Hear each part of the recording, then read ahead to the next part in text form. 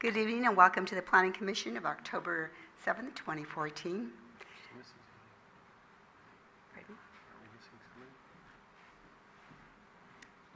We are. We're waiting actually for a person. We probably should wait for that person. Thank you for reminding me, Commissioner Bussati. So we'll just take a moment here.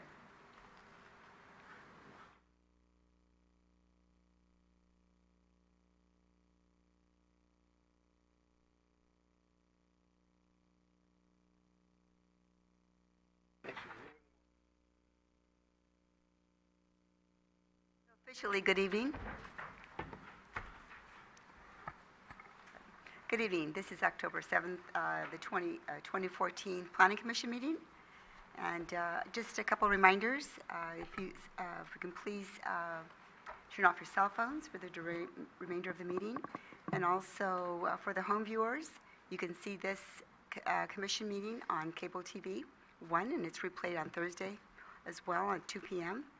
And there's also, for those, there are reports on the table and agendas on the table as well. So, roll call, please. Okay. Chair Peterson. Vice Chair Johnson. Here. Commissioner Chase. Here. Commissioner Samuth. Here. Commissioner Mishra. Commissioner Bussati. Here. Thank you. And Commissioner Bussati, can you please lead us in the Pledge of Allegiance? I pledge allegiance to the flag of the United States of America, to the republic which it stands, one nation, under God, indivisible, with liberty and justice for all.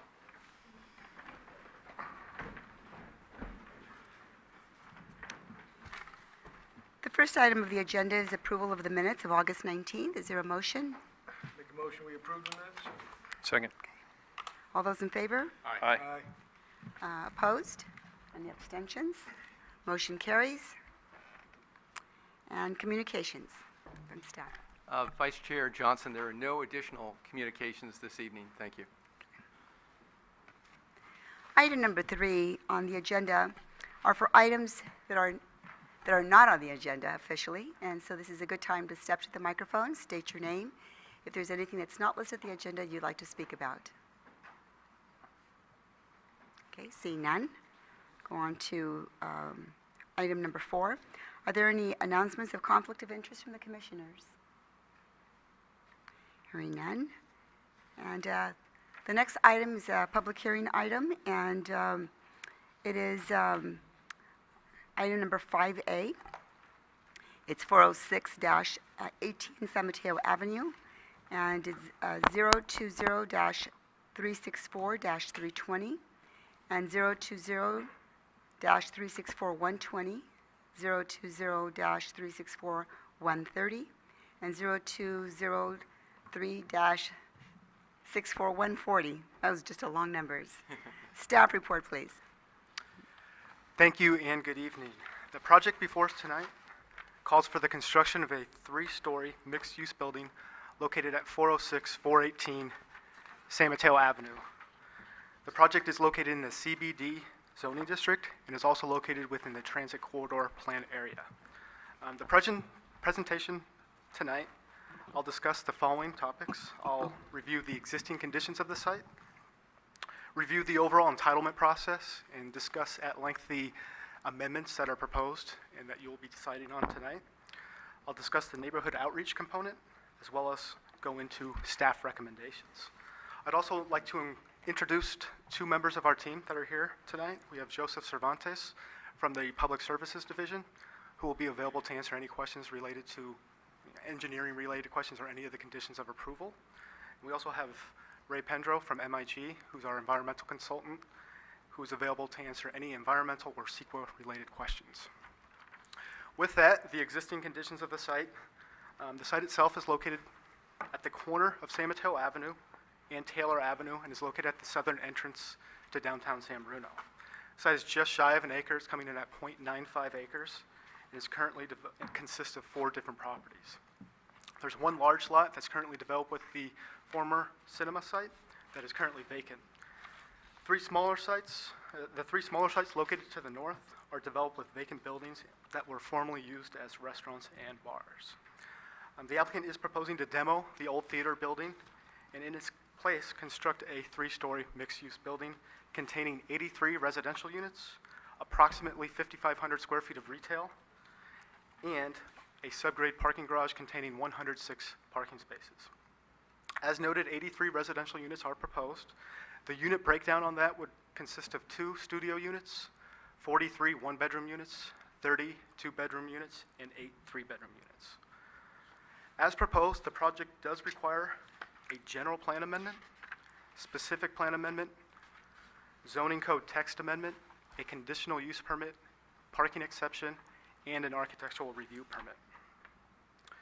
This project requires review from the Architectural Review Committee and Planning Commission and approval from the City Council. City Council approval is specifically required due to the amendments to the general plan, transit corridors plan, and the zoning code. In regards to the amendments, it's important to note that the current general plan, transit corridor plan, and zoning code all require that residential units be located on the upper stories of buildings. As proposed, the project contains 83 residential units, of which 21 would be located on the ground floor level. 9 of those 21 units would front directly onto Taylor Avenue and Mastic Avenue. The remainder of those residential units on the ground floor level would be adjacent to the interior courtyard area and would also be located on the northern edge of the property. Staff is recommending that the general plan, transit corridor plan, and zoning code be amended to allow residential units on the ground floor level on all streets in the downtown except San Mateo Avenue, subject to obtaining a conditional use permit. The conditional use permit would allow ground floor residential uses within the downtown area to be analyzed on a case-by-case basis. The purpose of the conditional use permit process is to evaluate the proposed project in relation to its surrounding environment and to ensure that it will be consistent and will actually complement the existing land uses. Typically, in a downtown environment, you're really looking for active uses on the ground floor level, such as restaurants, retail establishments, things that will activate the actual street frontage and get more pedestrian activity within your downtown. This site is unique in the fact that it fronts onto San Mateo Avenue, Taylor Avenue, and Mastic Avenue. As proposed, there is approximately 5,500 square feet of commercial retail located along San Mateo Avenue.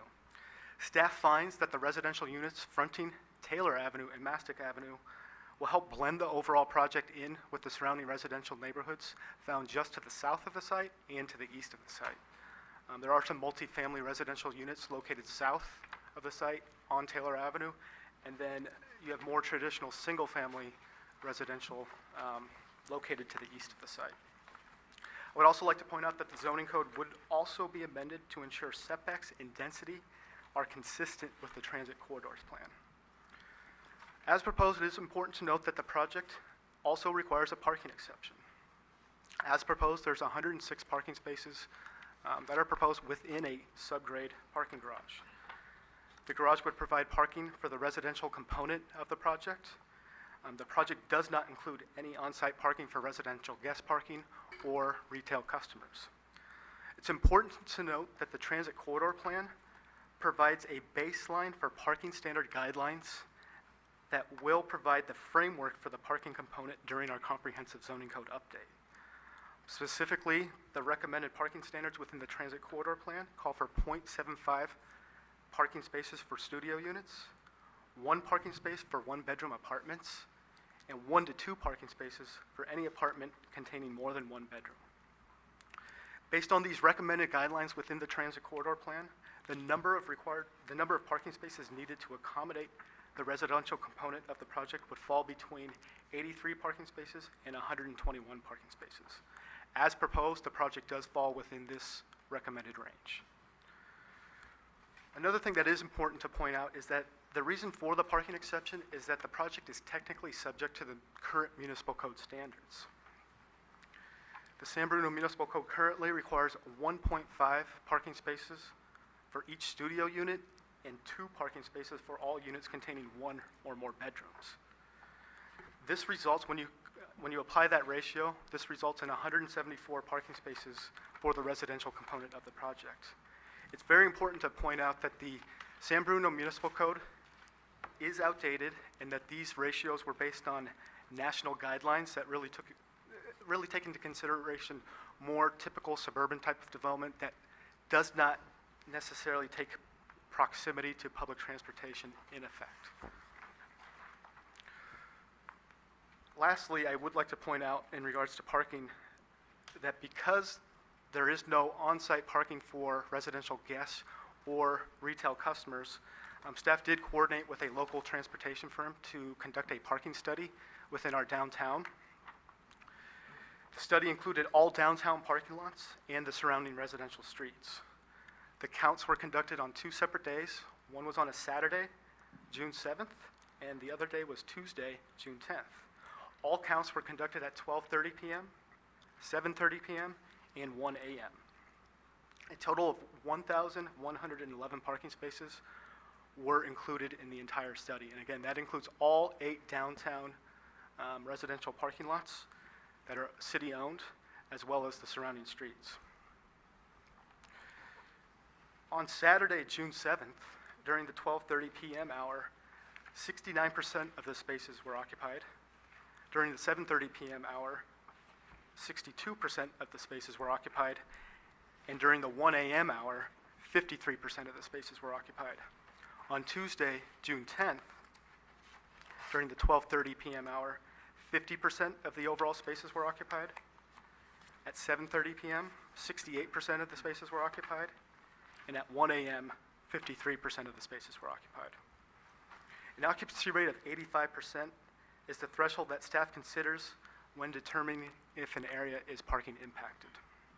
In all instances, the data shows that it's less than an 85% threshold.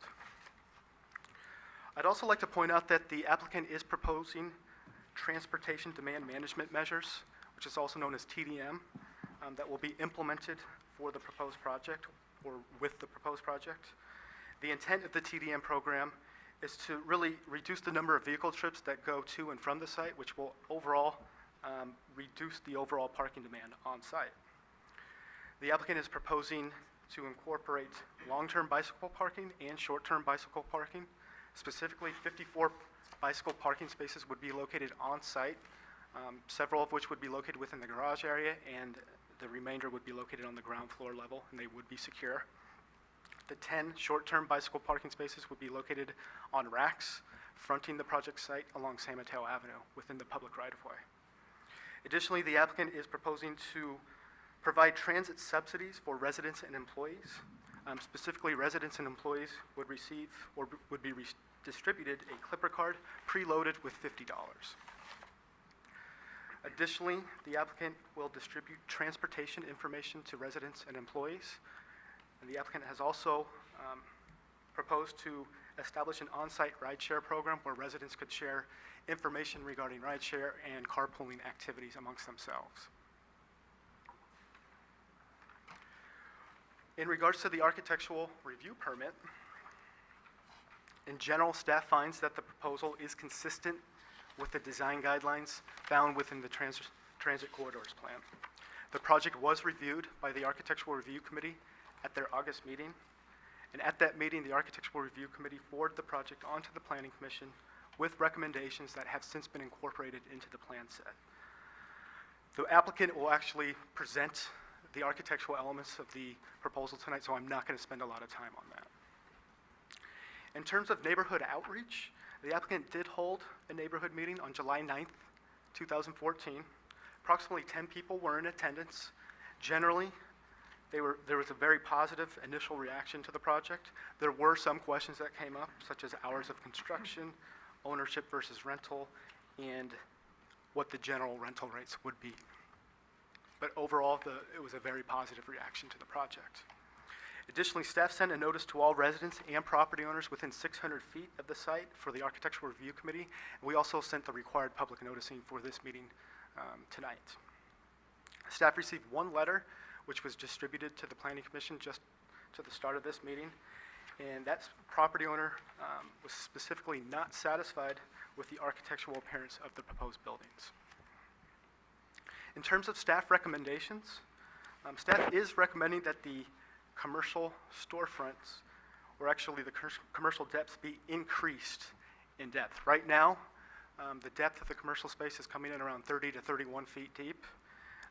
Staff finds that the increased depth would appeal to a broader range of commercial tenants and better ensure the overall success of those commercial spaces. Additionally, by increasing that depth, there could be an internal hallway created that could potentially connect those commercial spaces to the dedicated commercial trash room area. Lastly, staff recommends that the fitness room located on San Mateo Avenue be relocated to the interior courtyard area. As previously noted, in any type of downtown environment, you're really looking for active type of uses such as restaurants or retail fronting your main street, in this case, San Mateo Avenue. I would like to point out that our Community Development Director, David Waltering, will be providing additional analysis regarding these specific recommendations. To wrap things up, staff is very supportive of this project. We do find the project would be a catalyst for economic development and revitalization in the downtown area and the overall transit corridor plan area. Staff would recommend that the Planning Commission adopt the 4 attached resolutions and forward this on to the City Council. This concludes the first part of our presentation, and our Community Development Director, David Waltering, will now provide additional analysis and information regarding our staff recommendations. Thank you. Thank you, Matt. Great, thank you, Matt.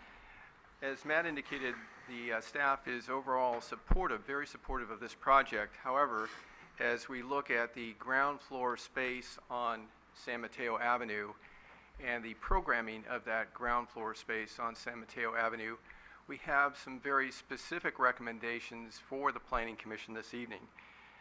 To summarize, as Matt indicated, we're very interested in creating an environment in terms of the programming of that space for success of the commercial space, and also to create a very active environment on San Mateo Avenue.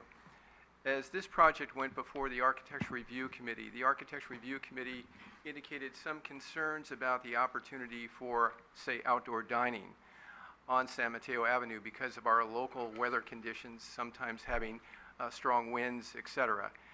And so at the Architecture Review Committee meeting, there were recommendations that the applicant and staff kind of look at ways to create, I would say, more protected space for outdoor dining and more active spaces. Staff took a look at nearby communities, and we have some slides that we'd like to show you this evening. And the idea really is to look at what creates more active spaces, say, in downtown areas. And looking, for example, at the slide that's on the screen behind me, you'll notice that there's outdoor dining on this street. It's in Burlingame in this case. And interior to the outdoor dining is protected space. And you'll find that as we look at some of these different spaces, that while there may be outdoor dining on the street, there may be another 15 or 20 feet of interior protected space to allow for, again, that active streetscape, allow for people to be on the street or near the street and connect with the street, yet have some protection. And as you look at this situation here, you'll find that there's probably another 15 or 20 feet, maybe more, in terms of that interior protected area. And this really enlivens and activates the street. Here's another example where you have outdoor dining, and again, in this case, it's a Grapevine restaurant. You have interior protected space, and again, the interior protected space is probably 15 or 20 feet. Here's another example of another storefront, a restaurant, again, providing that connection and protected space. It seems that here in San Bruno, there may be a real advantage by trying to accommodate this sort of interior protected space that's well connected to the street to enliven and create a more active streetscape, particularly on our downtown street, San Mateo Avenue. And this doesn't just apply to cafes and restaurants, so here's another example of another kind of design where there's kind of an interior area, again protected with a protected area just outside the store entry. And then you'll also look at retail frontages as well. So this isn't just an accommodation, say, for cafes or restaurant type uses. You'll notice that for display and merchandising, oftentimes there's a need for an area for display and merchandising, again, 5 to 10 or 15 feet to accommodate display and merchandising. When you look at the structural depth that's being proposed with this building on San Mateo Avenue, it's about 65 feet in depth, and the breakdown, as Matt indicated, is about 30 to 31 feet for the commercial, about 6 or 7 feet for an interior hallway, and then about 28 feet or so for the residential unit. There are 3 residential units that are on the courtyard. We also have a circumstance where there's a fitness room that is proposed on San Mateo Avenue, facing onto San Mateo Avenue, really creating kind of a dead space, a space where there's no direct connection to the street. As you noticed with these other examples that I showed earlier, there's a direct connection with the street that creates a more active, lively environment. With the fitness room, you would not have that connection. You would not have people going in and out.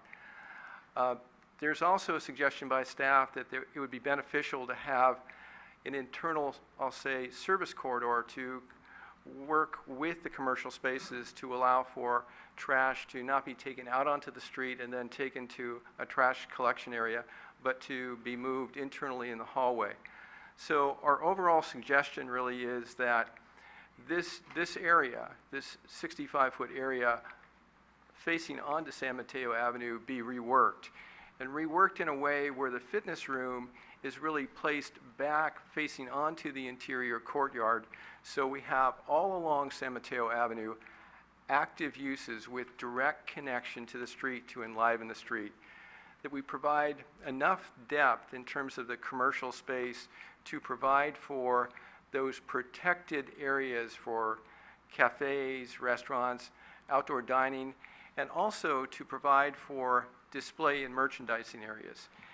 And the idea too is to create opportunities for a broader range of retail commercial uses so that indeed this San Mateo Avenue frontage is successful, is commercially oriented, and there's a direct connection to the street and really an enlivened, active street. So our general recommendation would be that this area be reworked in a manner that would create opportunities for deeper commercial space. It's only 30 feet now, could be as much as 40 or 45 feet, again, to provide for that 15 or so feet of protected area to create direct connections to the street, so we don't just have storefronts, and particularly not just a fitness center that has a blank wall onto San Mateo Avenue at this entry to our downtown, or a gateway to our downtown. So we wanted to just expand on that a little bit in terms of our recommendation, and to give you an example of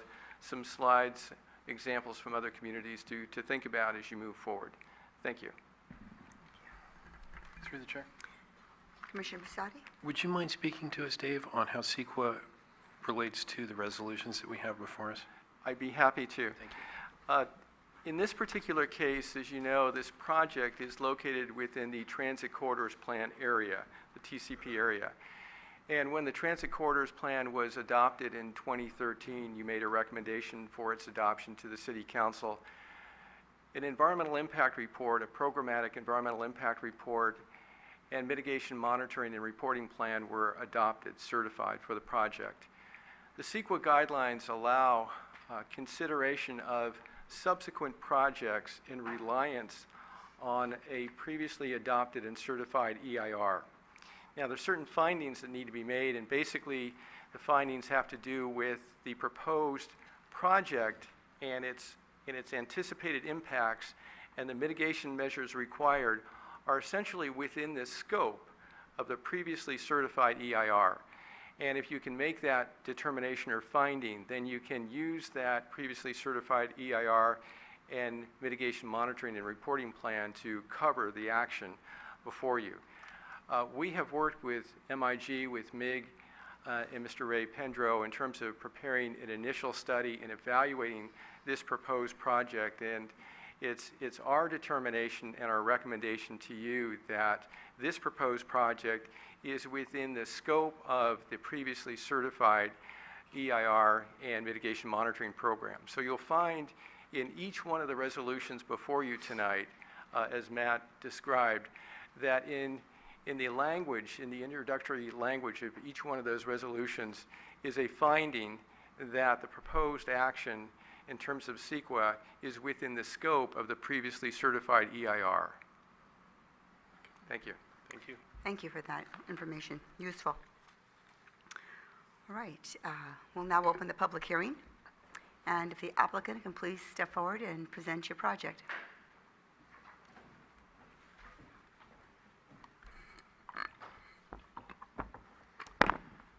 Good evening, Vice Chair, Planning Commissioners. My name is Tom Quaglia. I'm a partner and owner of Signature Development.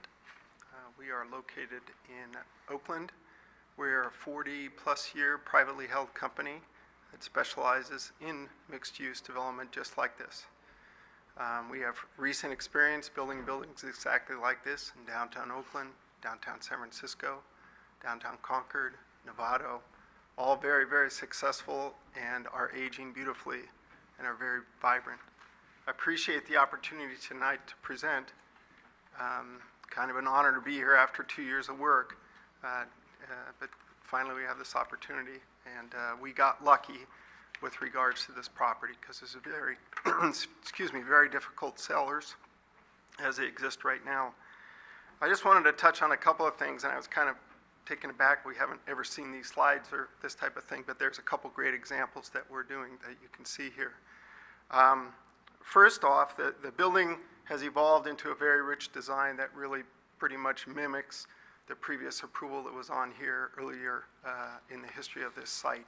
And that was as a result of the Architecture Review Committee's input and evolution and whatnot, because we've had sessions with them and sessions with subcommittees of the city council members as well. So the building has very rich colors, very rich detailing, and a 360-degree wrap, if you will.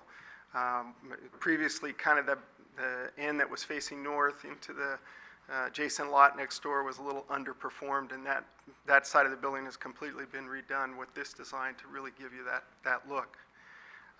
The Architecture Review Committee, the three issues that were raised with regards to the depth of the retail, the ask for a trash corridor, and then the idea of the ground floor lobby / fitness area, where consensus was the Architecture Review Committee dismissed those and felt that our design was appropriate. And I'll go through those issues. With regards to the retail depth, one of the biggest problems we have in downtown is there's no demand for any retail space. You guys know downtown better than I do. And it's really, really had a tough time as all these malls in these other areas have done so well. We saw the same thing down in my neck of the woods in Mountain View and Sunnyvale and along the peninsula. What transformed those areas were beds and disposable income. And that's how downtowns start. It starts with people, and a lot of people. The state has put a huge amount of money into this train center, and that is the start of the impetus. The second part of it is your transit corridor plan. Very well done. Unfortunately, it gets a little cumbersome now because it hasn't been codified into all your code, so you hear all this exception, that exception. If it would have been codified, it would be a lot shorter, but that's okay. We're the test case. So the depth of the retail, it's more important that the retail is visual and that you see the action inside than having a 60-foot depth.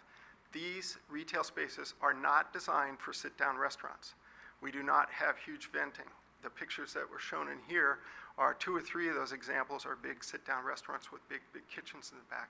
Ours are more cafe, ice cream oriented, service oriented, so that you're at least starting and getting some activity. There's many, many other locations on the main drag there where depth and big kitchens can be accommodated in existing spaces. So the depth of the retail, and the ARC agreed with us, is not necessary. It's more important that it be visible and it get filled up. The second part was, as directed by the ARC, we looked at that indoor-outdoor look. And in fact, there's a perfect slide that they showed there where we redesigned the storefronts, and we have them now inset 24 inches to 30 inches so that you can get a little bit of that captured coziness. And that's reflected on your plans that you have before you tonight. That gives us a little bit of a soffit. We put a little heater there, and then you have that indoor-outdoor look. So if you look at one of the exhibits that was shown there, we're doing that exactly. So we look at those depths as being really necessary to be vibrant, and we agree with the conclusion of the ARC to leave them as is. The second part of that was, obviously, if we don't go to the grid or desk, we don't need a fully dedicated trash corridor. We have completely fully enclosed, controlled trash area, and for these types of sit-down, casual takeout areas, the trash generated can just be taken around the corner, and we don't have grease pits and that type of thing. So it becomes redundant to do such a thing. Secondarily, with regards to the fitness, if you really read your code, it allows for ground floor uses that are active. It doesn't say it has to be 100% retail. The whole idea of a lobby and a fitness center is that at 7:30 and 8 o'clock at night, when downtown rolls up, there's lights. There's eyes of the village on the street, and there's people coming and going from the front of that building. If it's a retail spot and it's a dry cleaners, it closes at 6 o'clock and it's dark, and that doesn't accomplish anything.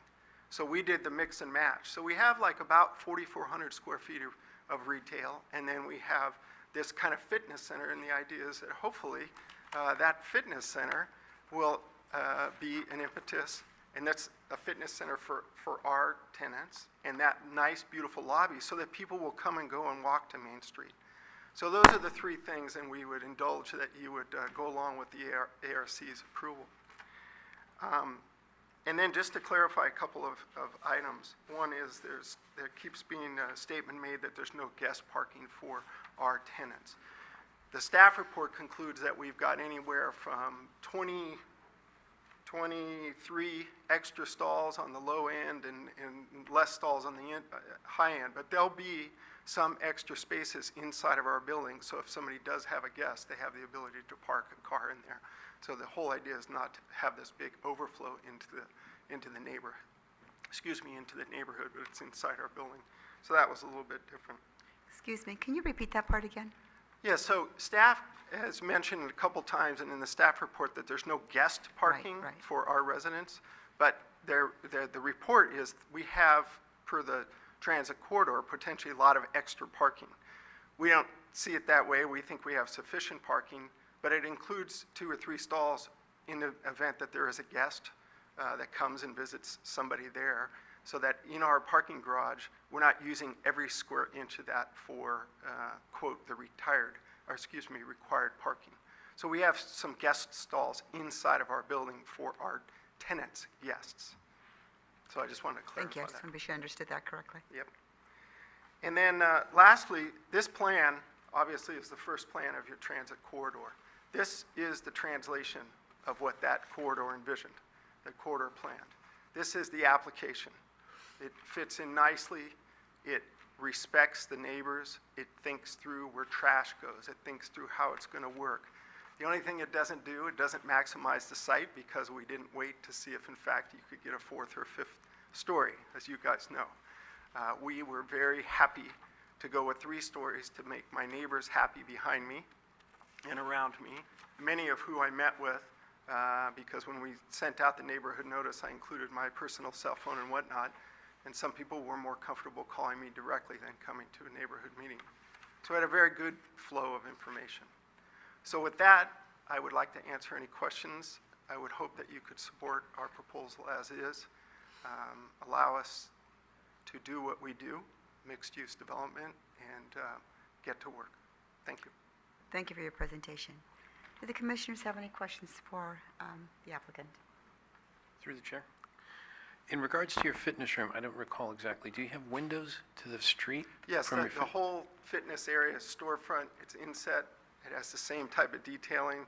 It's floor to ceiling. For all intentional purposes, it looks like a retail space. Okay. And what type of retail are you expecting or proposing or hoping for? Well, we're whatever's allowed under the CBD, Okay. but by design, we have not designed big kitchens with big vents, that type of thing. Given the large amount of flat rooftop on the building, have you guys considered putting solar up there for the common lights and energy uses in the building? No, we haven't done got that. we haven't done MEP and any of that kind of construction detailing yet. Okay. Any other questions? Okay, thank you, sir. Thank you very much. No other questions of the planning commission. We'll now open it for the public. Any members of the public wish to stand and let us know your name and your comments?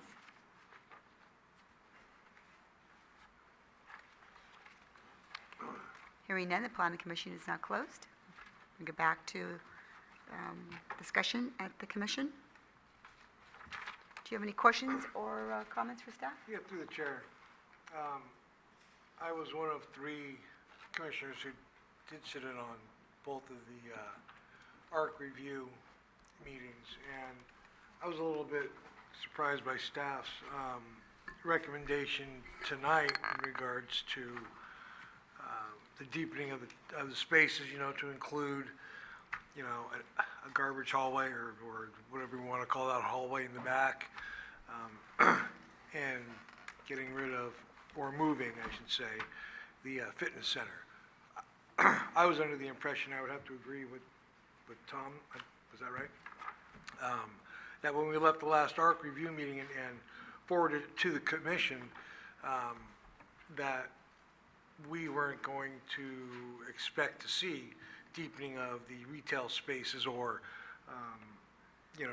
moving the fitness center for the exact reasons that were just stated, this evening. So I was just a little bit surprised to see that, myself tonight.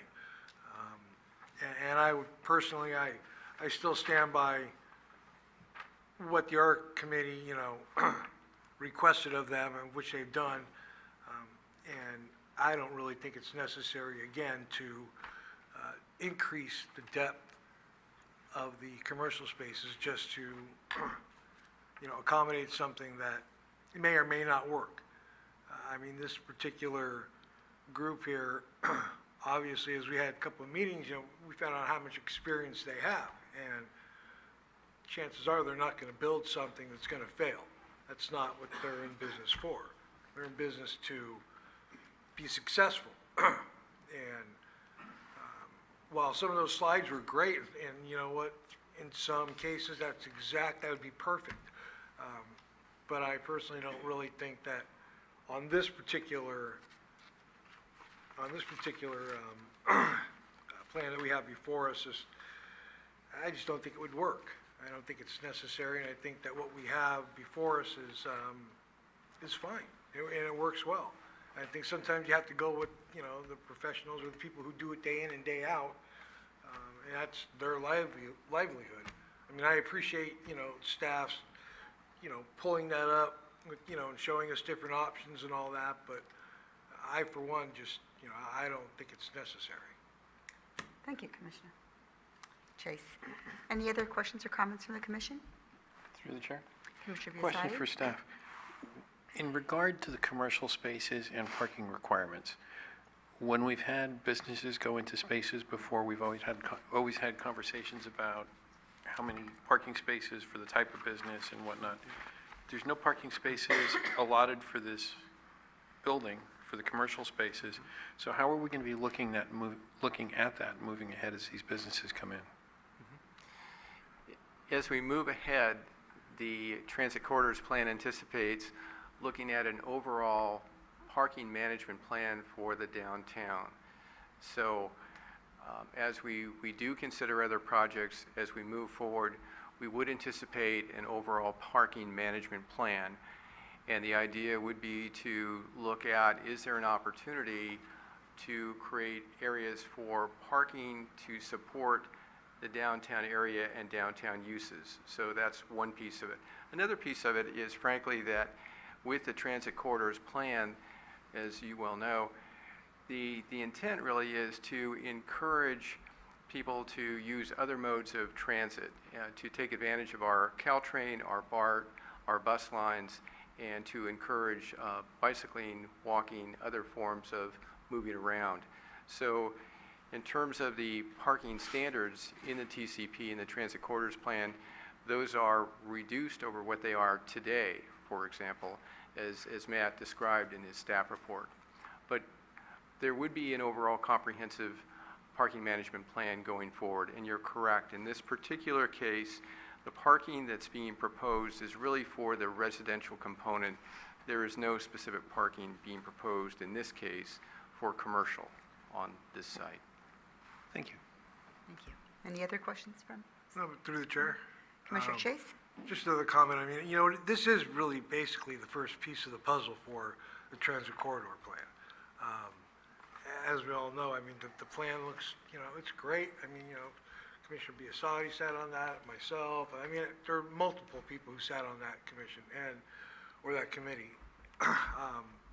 And this being the first one to come forward before us, you know, I think it's well thought out. I think it's well designed, and I'm quite happy with it. Thank you. I have a couple of comments. I actually, if the applicant can please step forward, I forgot to ask you a question while you're up there. There was a letter that was presented to us this evening regarding the look, and did you get a chance to see that letter? Yes. Okay. Can you comment on that? This is a design that's been in work for 2 years, and it's had multiple fingerprints on it. Everybody has an opinion. It's a richly designed building. We used YH Lee and Associates Architect. They did the original building. Very well established Oakland architect. Once again, they've done this before, very good at it, and I think that at the end of the day, the result will be a beautiful building. And during the public meetings, like there was one in July, community meetings, were there any comments on design at all? No, but we had a great session with a Mr. Smith at the ARC meeting. And his input, as somebody that walks his dog there at night, was great. And his input, along with some of the conclusions of the ARC, was to warm the building up a little bit, take the colors to what you see here today, do some repurposing of some of the gateways back to a little bit of an arch look. And so that was the input we got. He loved the building, wanted it a little bit warmer. I talked to him subsequently and was very satisfied. So otherwise, that was the only design comment. We had questions about demolition noise, vermin as a result of demolition. You know, when you start taking down an old building that has been like that for a long time.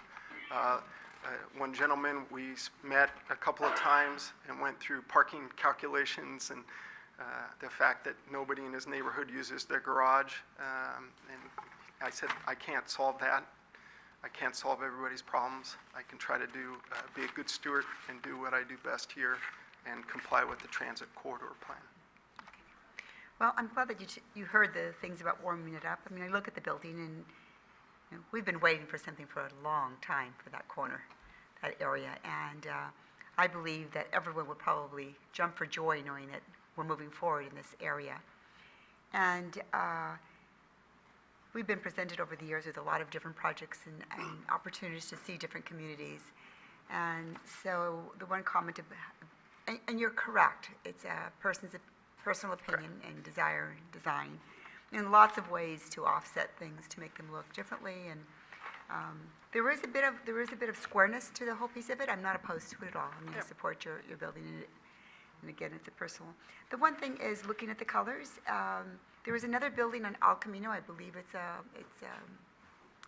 the hotel. I'm trying to think of the name of it right now. It has what looks like these colors. I'm sure they're not exactly. So Theirs are a little pinker. Ours are more beigey and warmer. Yeah, and it's not necessarily the beige and the cream, it was mostly the brick type of color on there. And it really stands out quite a bit. So, just for color, and I know you brought some samples, or at least I thought I saw some samples earlier, and if you can just present those, so we can take a look at those.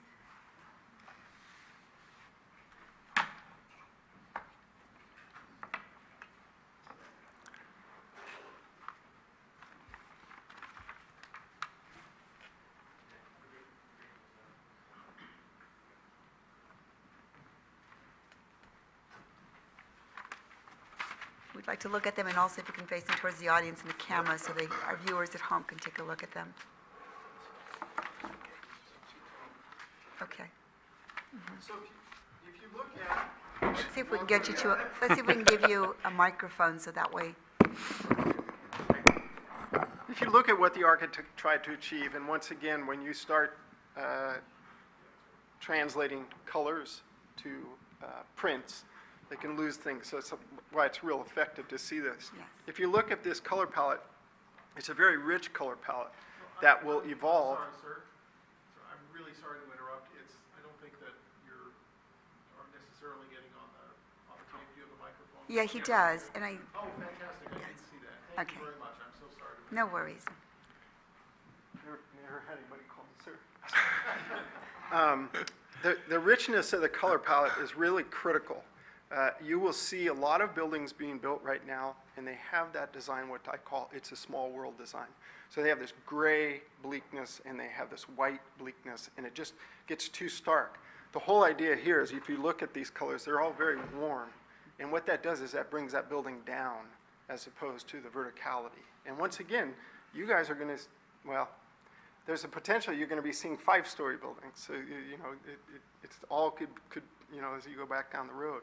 So the whole idea on the color scheme is to get as warm as you possibly can, so that it blends in and it exudes some sort of stateliness.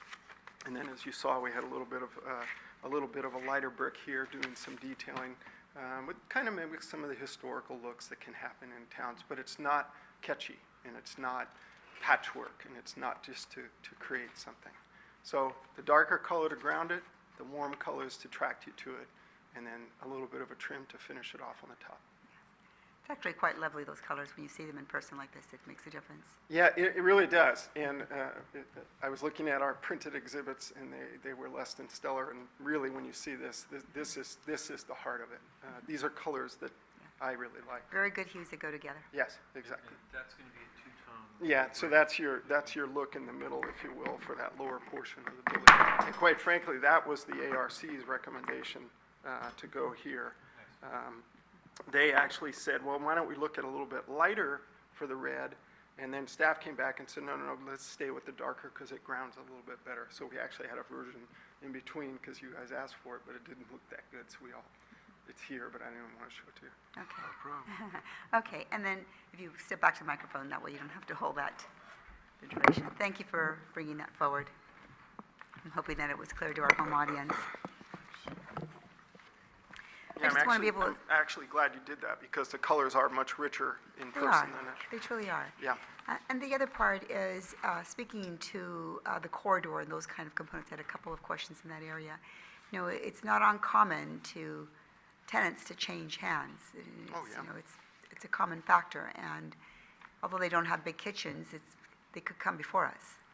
And so you spoke strongly about wanting us to recommend not having a corridor and approve the plans as presented.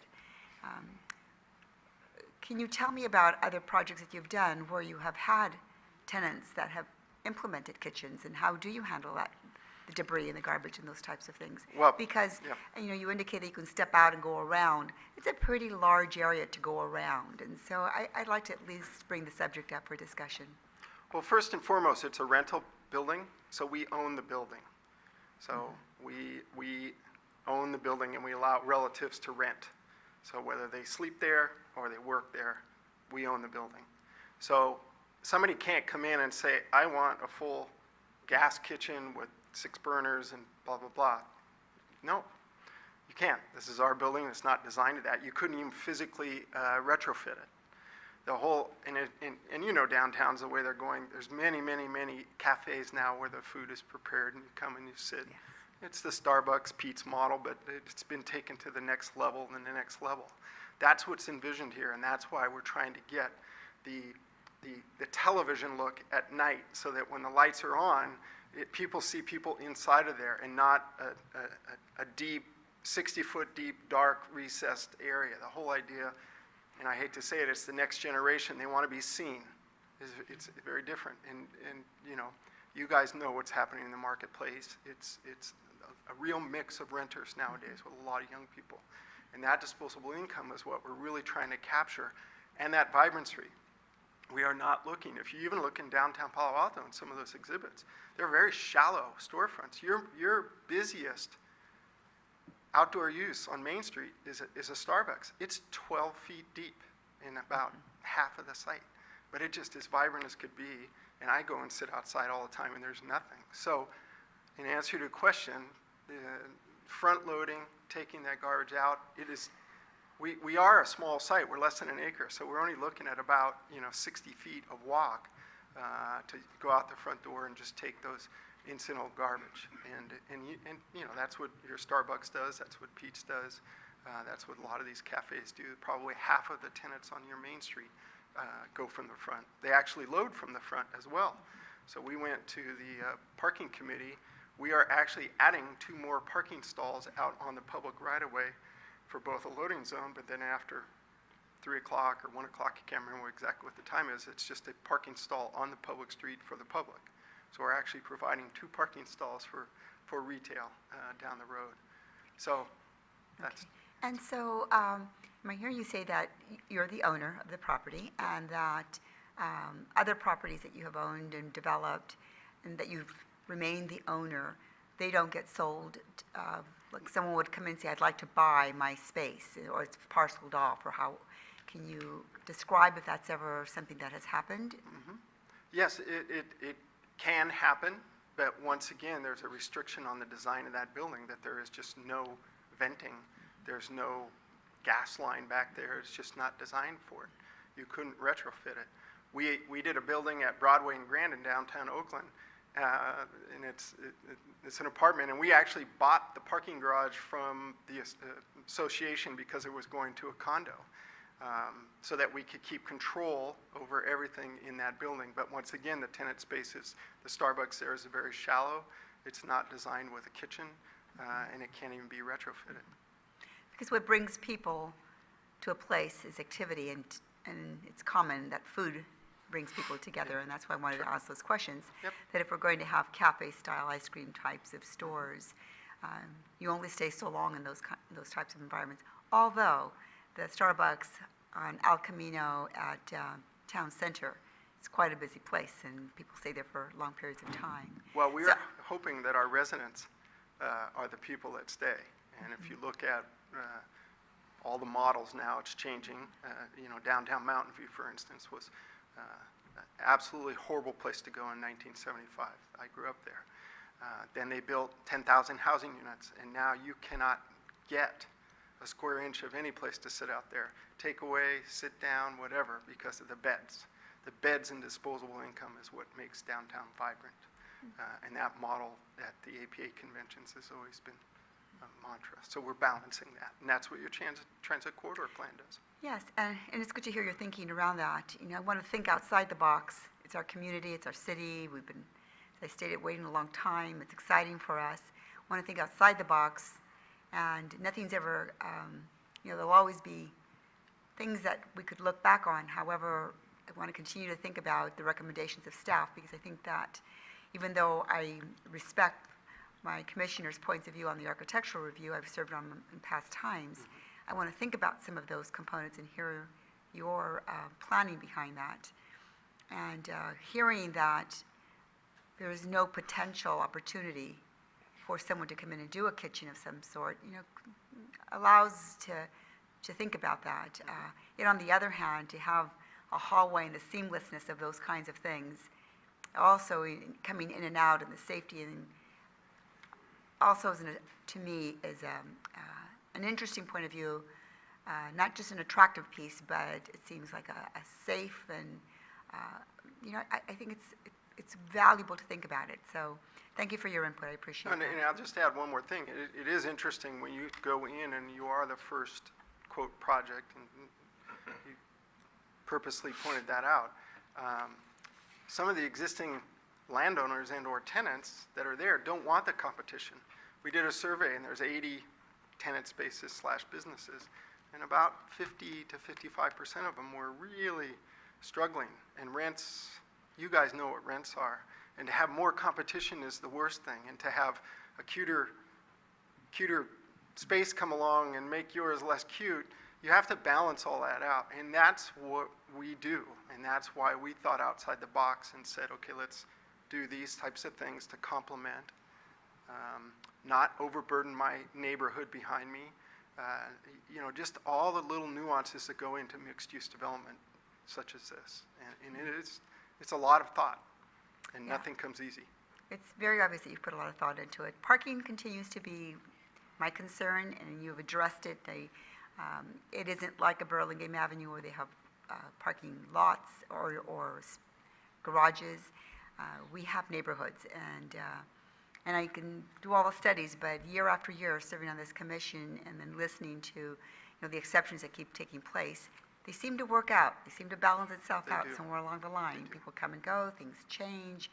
However, there's going to be residential, and that's going to be different. Given the fact what rents are today, having more tenants in a space and more vehicles. I have a business in San Bruno and recognize that it does burden our communities when residents come into place. So, it's something to think about. The studies are important to take a look at, and they've done, our staff has done an excellent job of providing the different time frames to be able to take a look at those areas. And so thank you for presenting. Are there any other questions for the applicant? Yeah, I've got two. Commissioner Biasotti? In regards to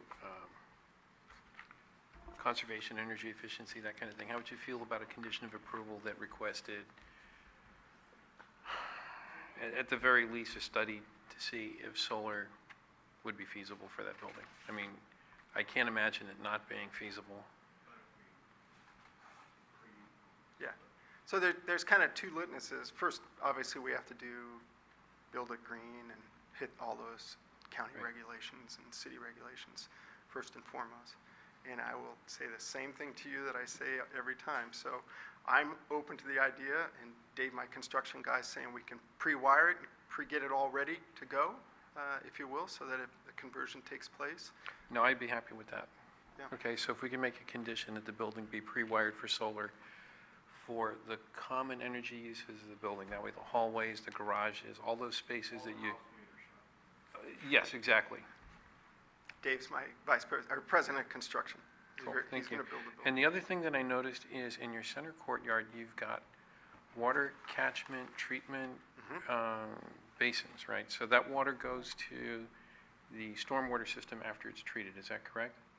Is there any opportunity to capture any of that water so that when we have times of drought like this, you could use it for your landscaping, trees, stuff like that? There's not a lot of opportunity to do that because there's not a lot of space. Space. So far, we're using those spaces to do the treatment necessary for the C3. And there's Yeah. Oh, I'm sorry. Dave, you got to come.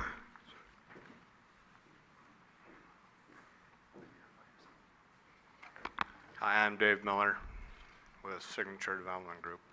In order to capture those kinds of water, it takes space. We're using all the available space we have right now that I can see to do this whole C3 treatment, which is the water treatment coming off the roof, cleansing it before it gets into the storm drain system. Okay. My So- thought was as long as you're digging a hole for a garage, dig a little deeper and put a cistern or a water catchment system. And- I mean, just give it some thought. I mean, Yeah, and- we you can know- definitely look into it.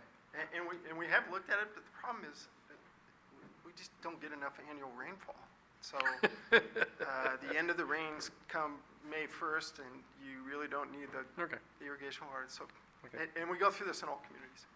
Okay. And everything will be on drip there, it's not like it has a lot of irrigation. Okay. Thank you. Thank you very much.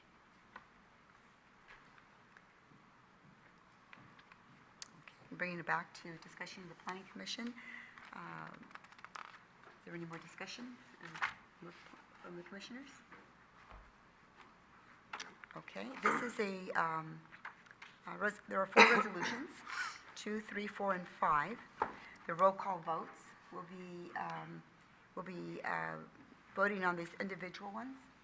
And so the first one is to adopt the resolution of 2014-02, recommending approval of a general plan amendment and forward this to the city council.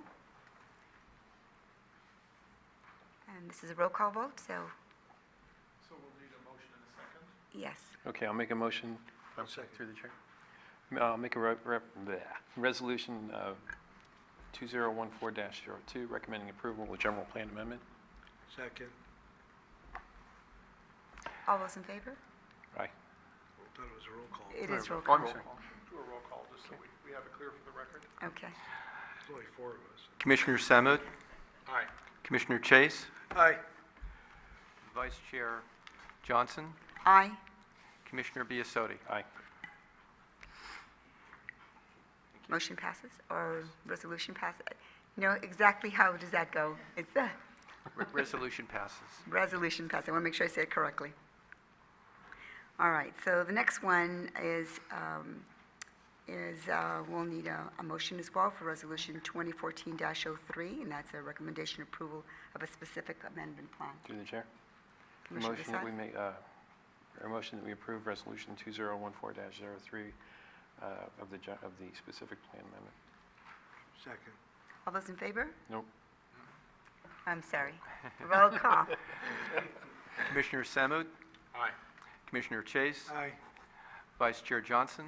Aye. Commissioner Biasotti? Aye. Thank you. And the next one is Resolution 2014-04. It's a recommendation of approval of a zoning tax amendment. Roll call. How about a motion? Okay, I'll make a motion that we approve 2014-04, recommending approval of the zoning text amendment. I was so eager to get that right. Second.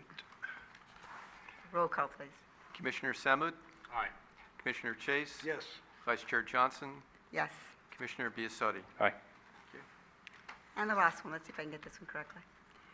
Resolution 2014-0-05, recommendation of approval of condition use permit and a parking exception. Is there a motion? If I could I suggest that you also, I think there was a condition recommended by Commissioner Biasotti. So it may be a good idea to include addition of that condition. And the condition would be applicant shall pre-wire the project to allow for adaptation for solar. And that could be added as a condition 9 under Community Development Department. And that would be for the common uses, common areas That's of the correct. building specifically. That is correct. Okay. Through the chair, what page would that be on? That would be on Exhibit A, page 1 of 21, under General Conditions, Community Development Department, number 9.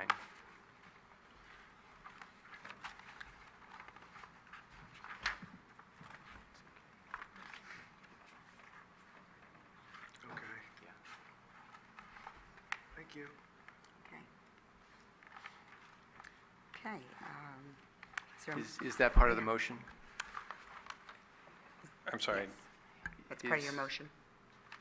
Is the condition part of the motion? Yes. Okay. So, you gonna do it, Ken, or you want me? You can go ahead and do it. You're on a roll.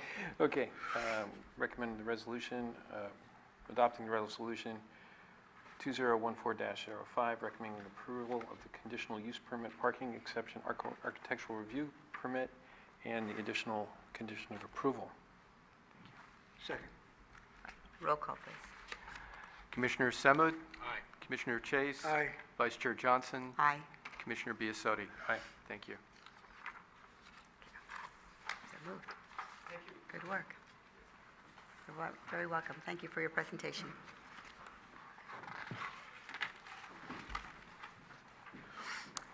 The next item is discussion. I'm all talked out. City staff.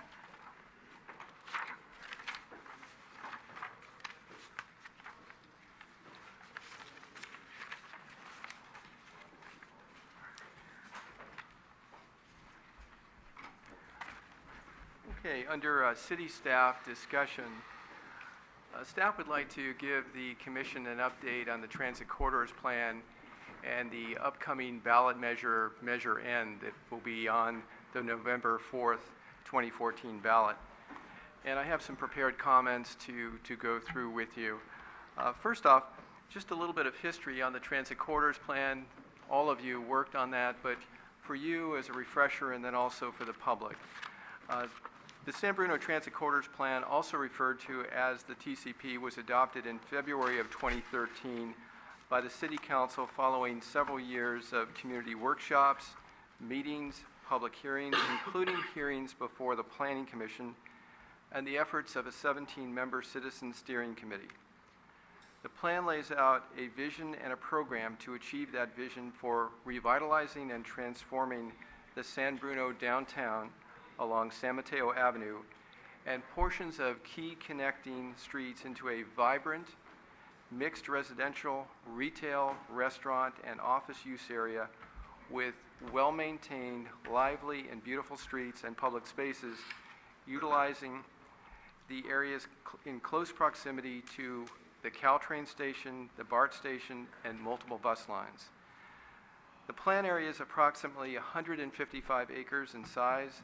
The plan calls for a somewhat increased building heights, above-ground multi-story parking garages, and increased residential densities only within the TCP plan area to incentivize private investment and redevelopment of that area and to appropriately place housing and jobs close to transit facilities.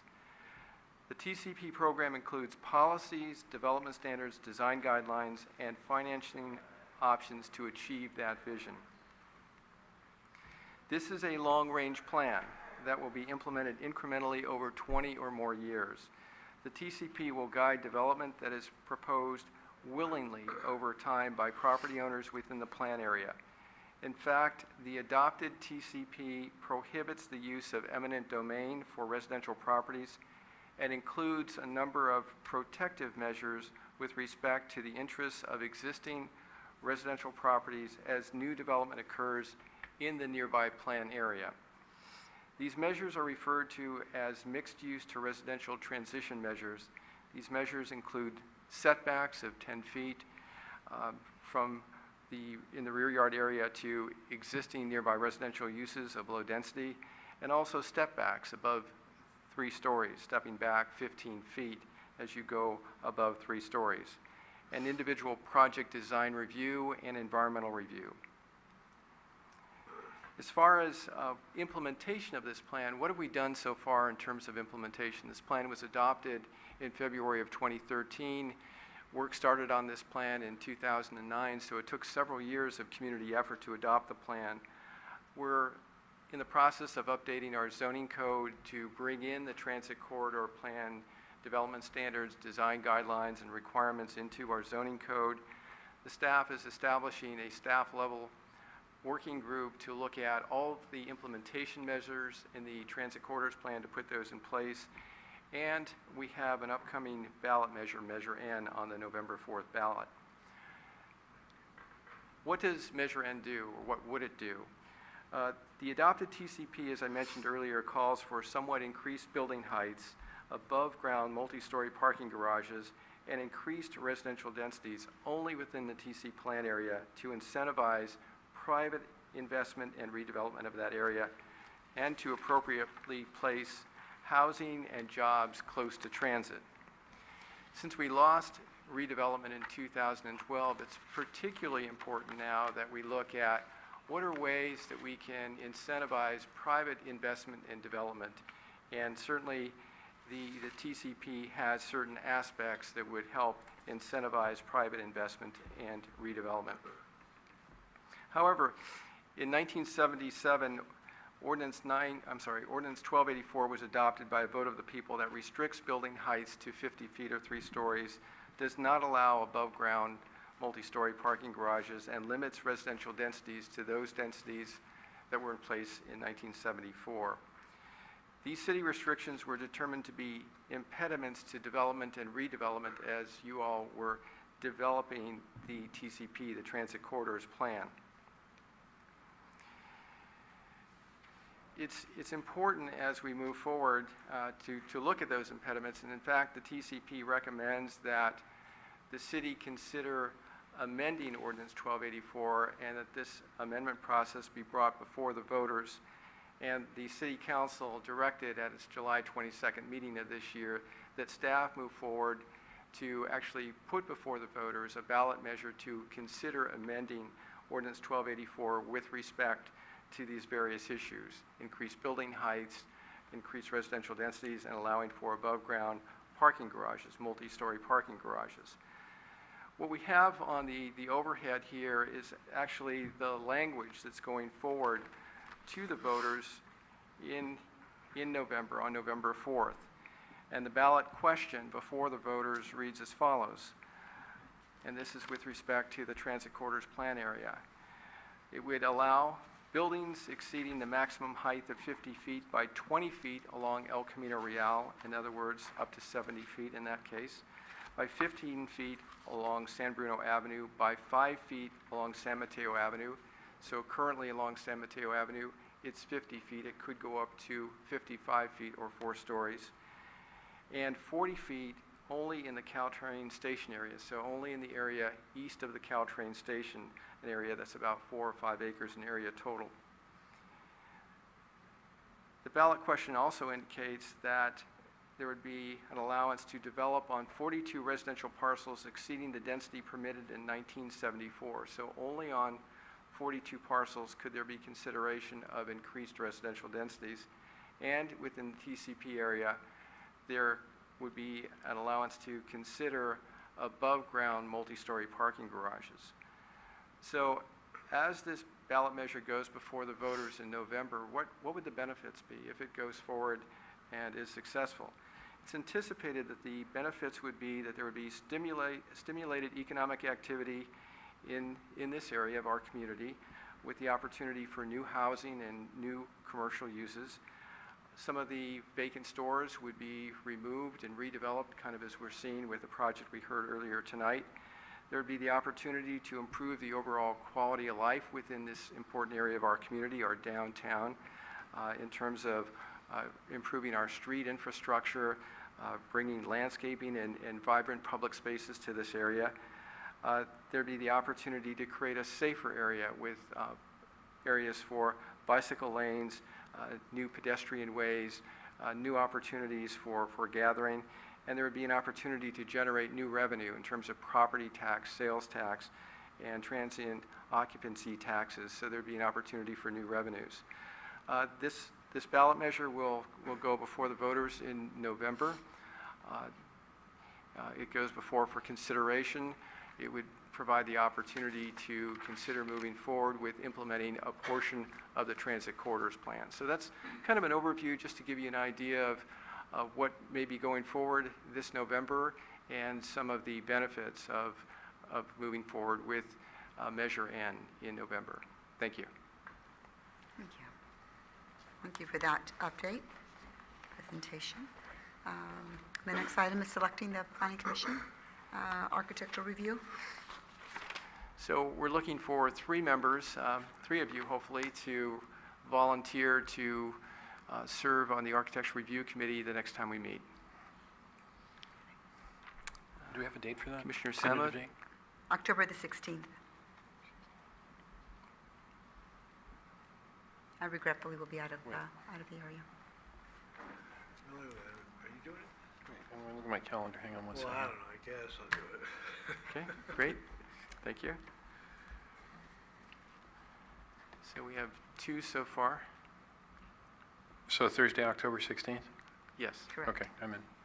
Okay, great, thank you. Okay. And hoping that one of the other commissioners would be available to do so. Or did all three? All three. Did you raise your hand? Jim? Yes. You did. Oh, we've got it. Great. All right, the next item is Planning Commission discussion. Through the chair. Commissioner Biassatti. I would like to thank staff for their hard work on this project. I'd like to thank Matt for 148 pages of well-written report. I read the entire thing. Well done. And I would like to say that I do understand staff's concerns with the retail spaces, having spent a lifetime in retail. Your arguments make sense to me. But I voted the other way just because it's a new project, it's the first coming along, and at least for this one, I'm willing to take a chance on maybe there's a change in what's coming in retail. You know, maybe these smaller storefronts might have some potential. But I do agree with your recommendation for having larger retail spaces in that property. So, thank you. Okay. Meeting is adjourned.